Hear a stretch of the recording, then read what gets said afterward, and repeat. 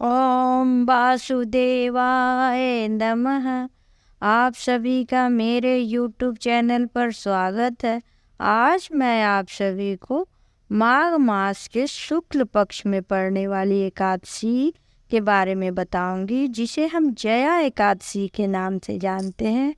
इस दिन हमें कैसे पूजा करनी है, कौन सी कथा सुननी है और कैसे कैसे क्या व्रत का हम पूजन विधि करेंगे, ये सब मैं आपको बताऊंगी। ऐसे मेरे चैनल पर एकादशी व्रत किस प्रकार से की जाती है वो मैंने डाला हुआ है, आप उसमें जाके विधिवत सुन सकती हैं। और मैं जया एकादशी के दिन भी आप लोगों को थोड़ा सा बता दूंगी कि कैसे पूजा करनी। किसी भी एकादशी व्रत के एक दिन पहले से ही हमको व्रत का धारण करना चाहिए। जैसे पंचांग के अनुसार कभी कभी क्या होता है कि एकादशी और व्रत 2 दिन लग जाता है, तो हमें वैष्णव जो है उनको दूसरे दिन वाले व्रत को रखना चाहिए। जैसे 2024 में 20 फरवरी को हम जया एकादशी मनाएंगे। कहीं कहीं लोग 19 फरवरी को भी मना रहे हैं, लेकिन हम 20 फरवरी को जया एकादशी मनाएंगे। तो 19 फरवरी की रात से ही हमें भोजन का त्याग कर देना चाहिए। और उसके बाद 20 फरवरी को ब्रह्म मुहूर्त पे उठने पे सबसे पहले हमें संकल्प लेना चाहिए बिस्तर पे ही कि हे श्री हरि नारायण, मैं आज आपका व्रत रखूंगी, किसी भी प्रकार का विघ्न बाधा ना पड़े और वो व्रत पूरा हो। उसके बाद स्नान ध्यान करने के बाद हम अपना जो मंदिर में पूजा करेंगे, अगर आपके पास ठाकुर जी हैं, कृष्ण भगवान है उनका, तो विशेष रूप से विष्णु भगवान का पूजा करें। अगर आपके पास जगह है तो आप रंगोली से चौक पूर लीजिए और एक चौकी रखिए। चौकी पे पीले रंग का एक वस्त्र बिछाइए। वस्त्र बिछाने के बाद से हमें क्या करना रहता है कि अगर हमारे पास लक्ष्मी नारायण की फोटो है तो उसको रखें, नहीं तो अगर हमारे पास छोटी मूर्ति है तो पंचामृत से हम स्नान करें। पंचामृत गंगा जल, दूध, दही, शहद, घी, इससे हम स्नान करा के फिर शुद्ध जल से स्नान करा के हम भगवान की मूर्ति को हम पोंछ ले। उसके बाद से उनकी हम पूजा अर्चना करें। और जब हम भगवान, अगर आपके पास मूर्ति नहीं है तो आप विष्णु भगवान, लक्ष्मी जी की भी फोटो रख सकते। फोटो के आगे एक छोटी सी हम गणपति जी को जरूर स्थापित करेंगे। और इस दिन हम चावल का आसन ना दे के फूल का आसन दे या तिल का आसन दे। माघ महीना है, हम तिल का आसन दे के विष्णु भगवान को स्थापित करें और गणपति जी को भी स्थापित करें। एक अष्टदल हम तिल का बना ले, उस पे कलश लेंगे, कलश में कलावा बांधेंगे, उस पे स्वास्तिक बनाएंगे चंदन से। और उसमें कलावा बांधने के बाद कंठ तक हम जल को भरेंगे। जल में हम हल्दी, सुपारी, सिक्का, दुर्वा और लौंग, इलायची जो भी हो, हम कलश स्थापना के लिए उसमें डालते हैं। उसके बाद से कलश के ऊपर हम एक प्लेट में तिल भर के रखेंगे, क्योंकि एकादशी व्रत में चावल वर्जित रहता है। तो हम तिल प्लेट में रख के उस पर घी का दीप प्रज्वलित करें। अगर आप नारियल रखना चाहती है तो नारियल में भी कलावा लपेट के उसको रख सकती है। और जो कलश है उसमें आम का पल्लो सबसे शुभ होता है। अगर आम का पल्लो आपको नहीं मिल रहा है तो आप पान का भी पत्ता रख के कलश की स्थापना आप ऐसे कर लेंगे।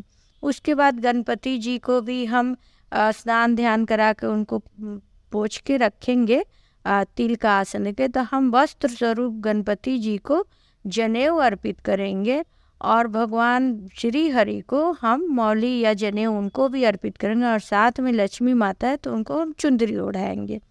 और हम गणपति जी को सिंदूर लगाएंगे टीका स्वरूप। कलश की भी हम पूजा करेंगे। उसके बाद से श्री हरि को हम चंदन का टीका लगाएंगे और माता को सिंदूर लगाएंगे। माता के लिए हम सुहाग का सामान भी चढ़ा सकते हैं, सिंदूर, बिंदी या जो आप जितना चढ़ाना चाहे चढ़ाइए। उसके बाद से हम भगवान को फल चढ़ाते हैं और उनके लिए जो भी फल, ऋतु फल है, वो फल चढ़ाएंगे। फिर धूप दीप दिखाएंगे और उनकी हम पूजा करेंगे। तो इस प्रकार से हम एकादशी की सरल पूजा करते हैं। और कोई भी चीज़ जैसे भोग लगाने का है तो हम विष्णु भगवान के भोग बिल्कुल अलग लगाते हैं, क्योंकि उनको तुलसी जी के बिना भोग वो स्वीकार नहीं करेंगे।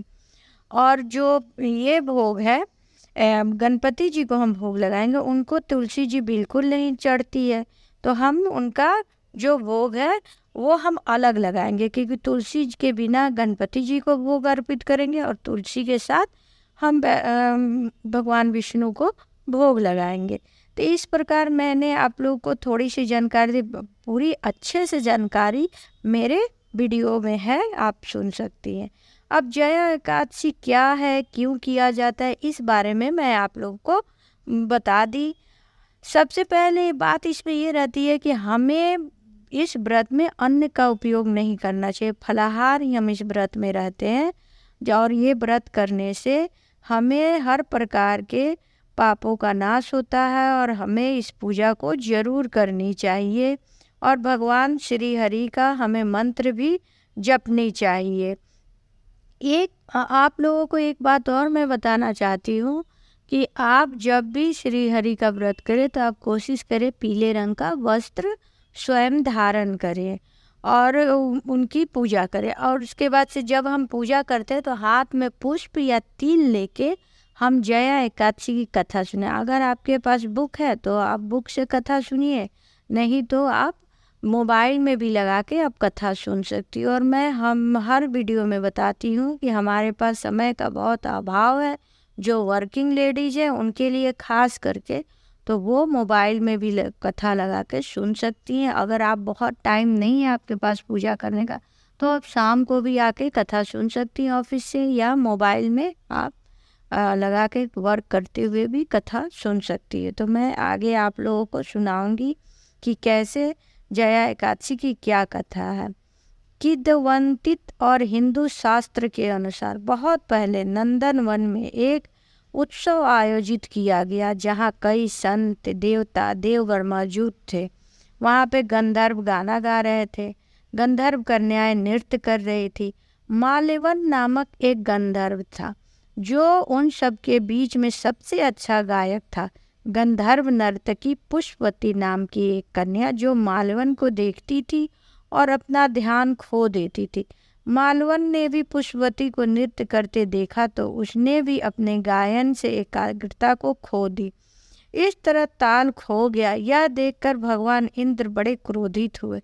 उन्होंने दोनों को श्राप दिया कि अब वह पिशाचों का जीवन व्यतीत करेंगे, उन्हें स्वर्ग छोड़ना होगा। श्राप के प्रभाव से दोनों पृथ्वी पे आ गिरे और हिमालय पर्वत के पास जंगल में रहने लगे और उन्हें बड़ी ही कठिनाई भरा जीवन जीने लगे, और इस प्रकार उन्होंने बहुत दुख को भोगा। माघ महीने के दौरान शुक्ल पक्ष की एकादशी का दिन था। उन्होंने केवल एक बार भोजन किया था। उस रात जीवित रहने के लिए बहुत ठंडी थी, तो वह पूरी रात जगकर अपने कार्यों के पश्चाताप कर रहे थे कि हमने कौन से कर्म किए कि ऐसा हमें दिन देखना पड़ा। सुबह तक दोनों की मृत्यु हो गई। अनजाने में उन्होंने भगवान का नाम लिया था, साथ ही एकादशी व्रत भी रखा था। इस परिणाम स्वरूप उन्हें अपने को स्वयं को मृत्यु के बाद स्वर्ग में पाया। भगवान इंद्र उन्हें स्वर्ग में देख के बड़े चकित हुए। उन्होंने पूछा, मैं तो श्राप तुम लोग को दिया था, श्राप का प्रभाव से कैसे तुम लोग मुक्त हुए? इसके लिए उन्होंने पूरे परिदृश्य का वर्णन किया और कहा भगवान विष्णु उनसे प्रसन्न थे क्योंकि उन्होंने एकादशी व्रत रखा था और भगवान विष्णु की दिव्य कृपा से उनको मुक्ति प्राप्त हुई है। उस समय अवधि के बाद इस दिन जो जया एकादशी का रूप मनाता है उसे मोक्ष की प्राप्ति होती है। जया एकादशी से हमारे ही पाप नहीं धुलते हैं। अगर कोई मनुष्य अगर जया एकादशी का व्रत करता है तो उसके कुल के 10 पीढ़ियों तक के पाप की मुक्ति होती है और उसके पत्नी के कुल के 9 पीढ़ियों तक के पाप की मुक्ति होती है। ऐसा वर्णन मिलता है हमें। जया एकादशी का जब व्रत की ये कथा कृष्ण भगवान ने युधिष्ठिर को सुनाई तब उन्हीं के द्वारा ये सारे एकादशी के व्रत का कथा सब लोग जाने। युधिष्ठिर ने कृष्ण भगवान से कहा कि भगवान आपने तो सभी एकादशियों का महत्व बताया, लेकिन जया एकादशी का महत्व सच में बहुत ही अच्छा है कि इससे हम पाप मुक्त होते ही हैं, जो हम जाने अनजाने में पाप किए रहते। लेकिन जया एकादशी के व्रत करने से हमारे जो कुल के पूर्वज हैं उनके भी पाप की मुक्ति होती है।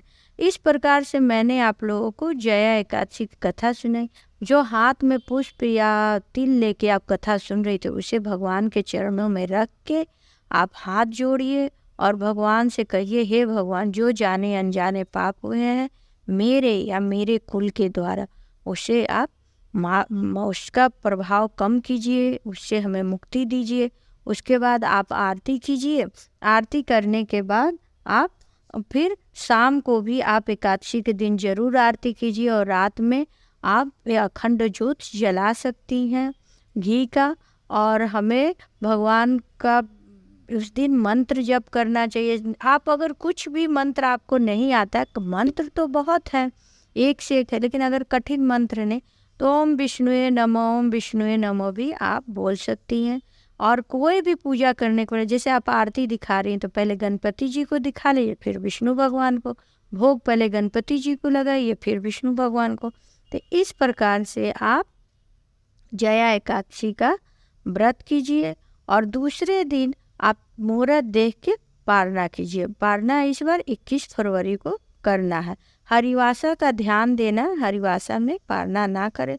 तो आप लोगों को यह मेरी कथा कैसी लगी आप बताइए कमेंट बॉक्स में, और मेरे चैनल को सब्सक्राइब कीजिए, लाइक कीजिए। ओम वासु